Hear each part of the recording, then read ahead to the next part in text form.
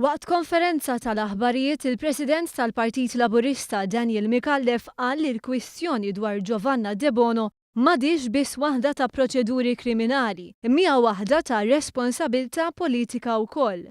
Fakkar fil-mod li bih is-Segretarju Ġenerali Nazzjonalista Chris Said minflok ma bagħat għall-Pulizija jew ir-rapport tal-kasu stess malli sar jaf bih, wieġeb se ngħinek kif nista'. La darba Simon Busuttil kien jaf mill-bidu x'kien qed jiġri f'Għawdex, issa għandu responsabilta jwieġeb. Il-kap eżekuttiv tal-Partit Laburista Gino Cauchi iddeskriva l-każ bħala skandlu politiku bla preċedent. Insista li l-onestà titlob li jingħataw id-dettalji kif inhuma. Huwa evidenti sostna Cauchi li l-kap tal-Partit Nazzjonalista qed jaħrab. U dan anka mill-mod li bih it-tnejn mar issiġġiewi mingħajr ma stieden mezzi tax-xandir. Il-mistoqsija tiġi waħedha għaliex Simon Busuttil u Chris Said ippruvaw kull mezz possibbli jaħbu l-verità milli toħroġ fil-pubbliku.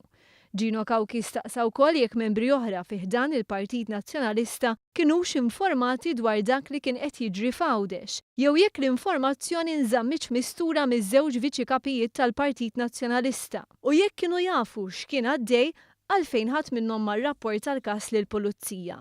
Fġieħ is-serjetà u l-onestà għandhom obbligu jwieġbu, ikkonkluda Gino Cauchi.